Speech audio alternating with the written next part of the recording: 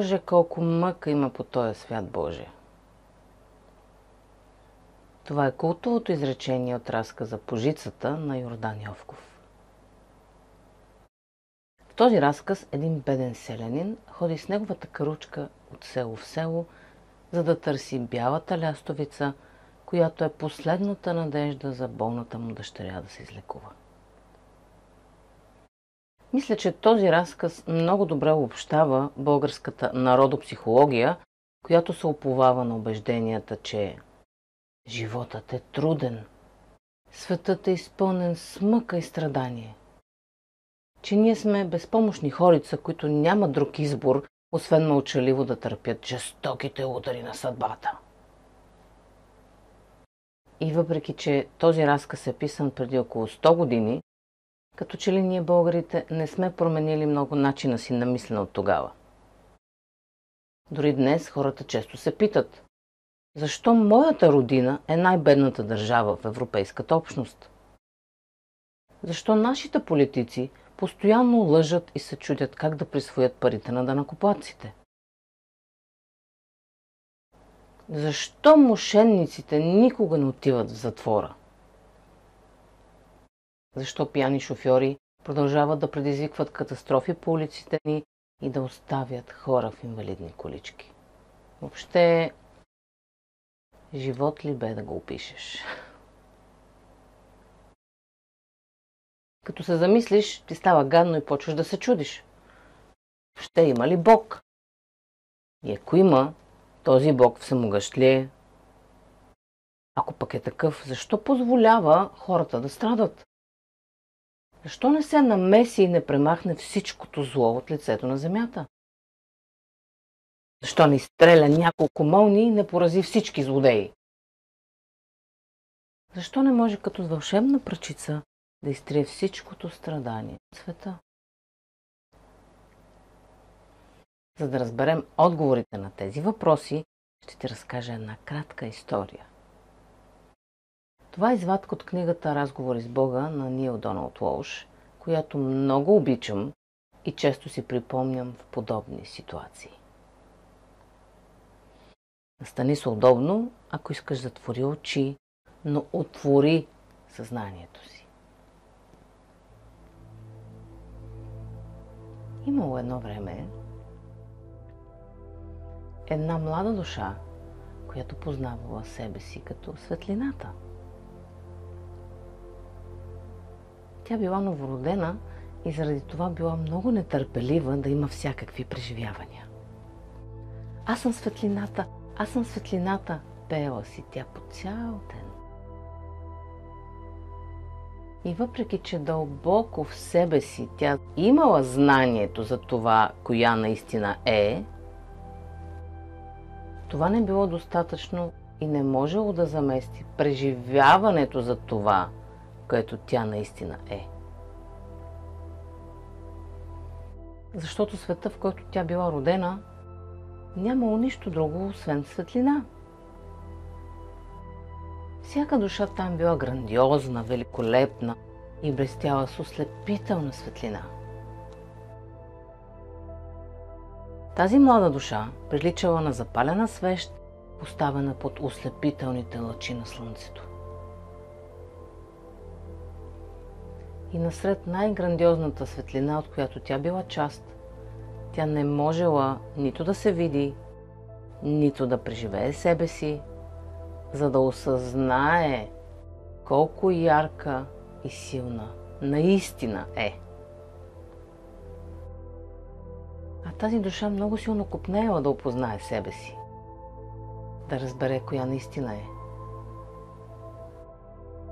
И този копнеж бил толкова дълбок, толкова неистов, че неминуемо привлякло вниманието на Бог.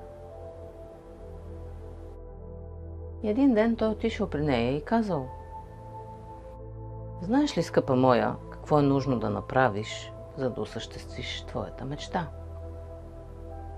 Какво? Кажи ми, Боже, какво? Ще направя всичко, което е нужно, въодушевено възкликнала тя.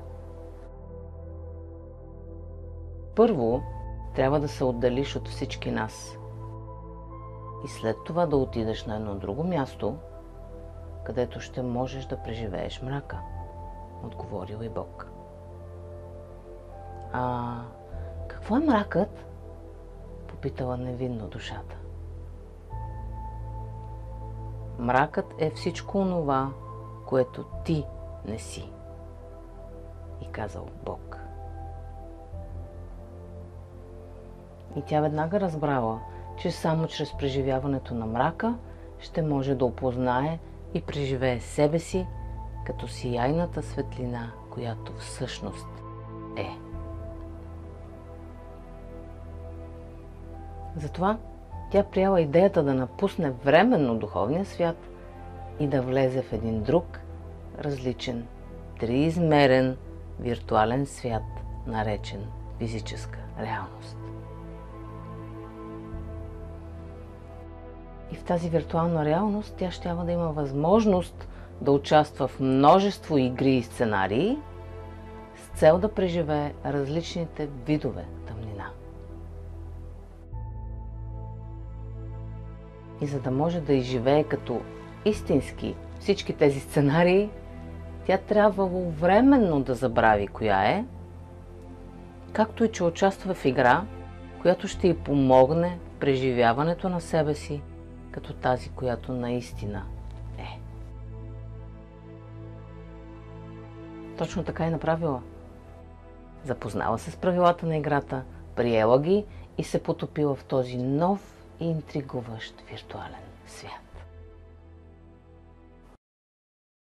Едно от правилата в този свят е наличието на концепция за дуалност, за тъмнина и светлина, за тъга и щастие, за омраза и любов.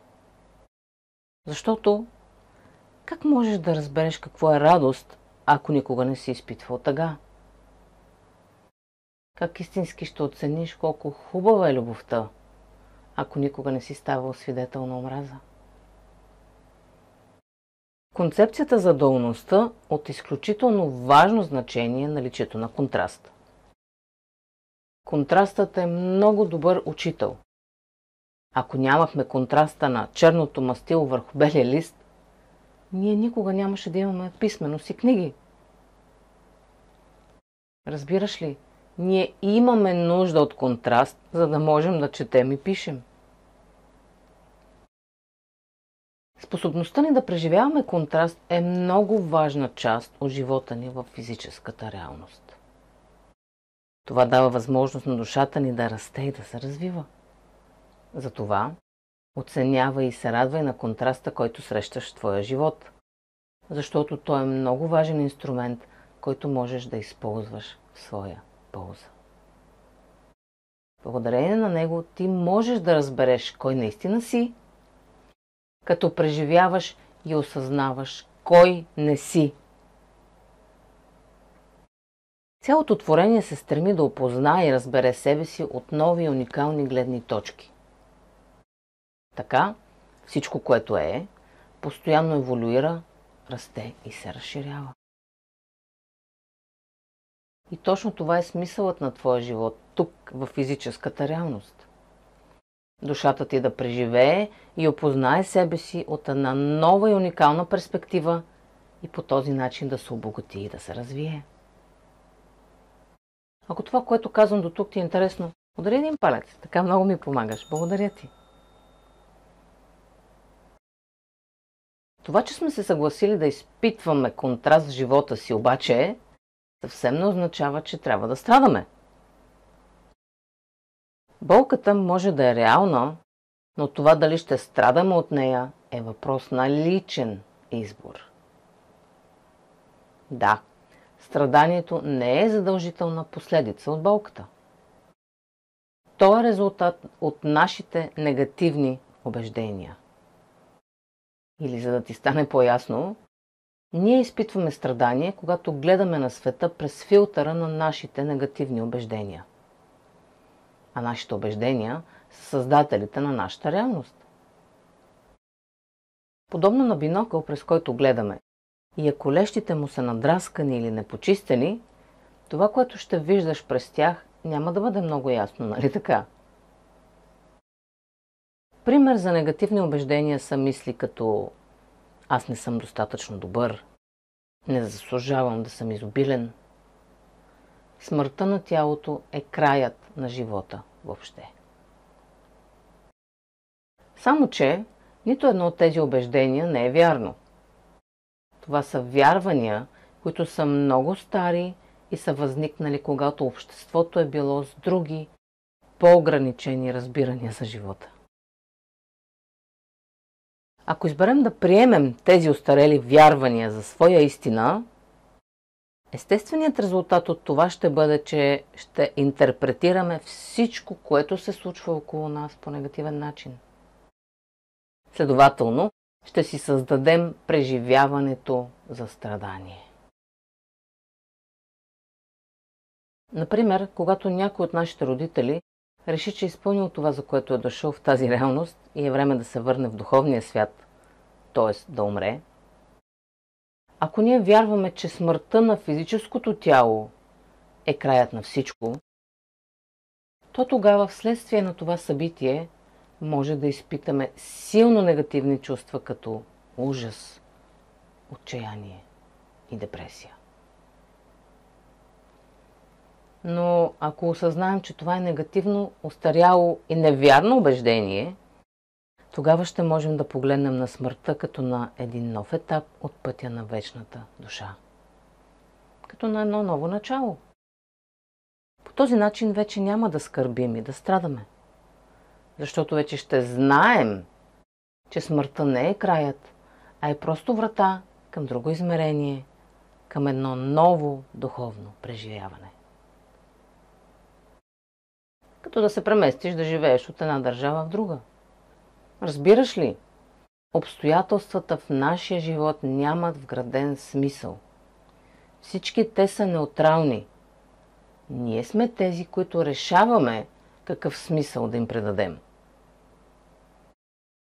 И ако решим да сложим позитивно значение на ситуациите, които възникват в нашия живот, тогава всичката съпротива и страдания, които изпитваме, ще изчезнат. Ще се изпарят. И каквото и трагично нещо да се случи в твоя живот, без значение какво ще си помислят хората за теб, ти никога не трябва да изпитваш и грам страдание. Освен ако това е нещо, което предпочиташ, разбира се.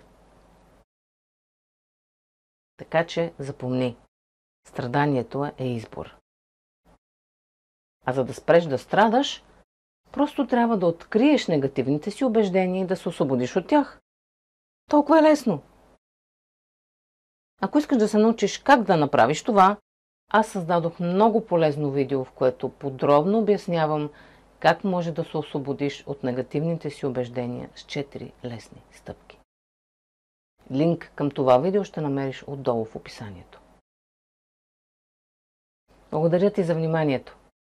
Ако информацията тук ти беше полезна, сподели видеото с приятел, абонирай се за канала и натисни камбанката. Така веднага ще разбереш, когато кача ново интересно видео. В случай, че още не си се присъединил към осъзнатото ни семейство, може да го направиш като натиснеш бутона Join. Благодаря ти, ако вече си го направил. И ако имаш нужда от допълнително разяснение или помощ с прилагането на тази информация, свържи се с мен и ще се радвам да ти помогна. До скоро!